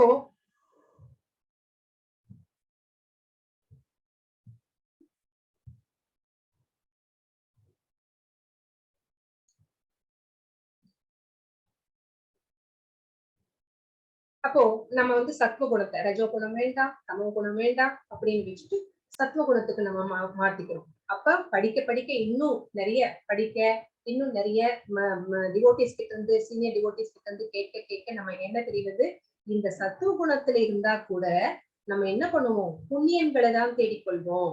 இந்த சத்துவ குணத்துல இருந்தாலும் புண்ணியங்களை தேடிக்கொண்டு அந்த புண்ணியங்கள் தீரும் வரை நாம் மேல லோகங்கள்ல அனுபவிச்சுட்டு மறுபடியும் இதே பிறவிதான் நம்ம எடுப்போம்.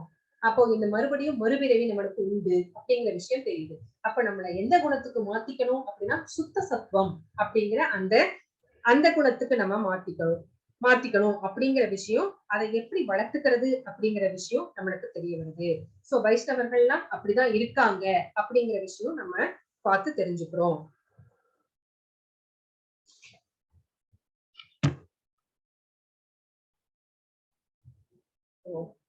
டைம் ஆயிடுச்சு. நான் இன்னைக்கு இதோட ஸ்டாப் பண்ணிக்கிறேன். அடுத்த செஷன்ல நம்ம இன்னும் நிறைய விஷயங்கள் இருக்கு வைஷ்ணவா கல்ச்சர்ல. பட் நான் வைஷ்ணவா கல்ச்சரையே கண்டினியூஸா எடுத்தா உங்களுக்கு கொஞ்சம் இதுவா இருக்கலாம். ஆனால் நான் நடுவுல அவதாரங்கள் பத்தி எடுக்கலாம்னு நினைக்கிறேன். நெக்ஸ்ட் வீக் இதே புதன்கிழமையில நான் வந்து ஏதாவது ஒரு அவதாரத்தை பத்தி நம்ம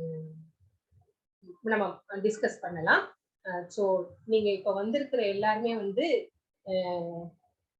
உங்களுடைய பேரும் உங்களுடைய நம்பரும் போட்டு பிரசன்னு போட்டுருங்க சாட்ல. அது வந்து உங்களோட அட்டெண்டன்ஸா மாறிடும். நான் இதோட ஸ்டாப் ஷேர் பண்றேன்.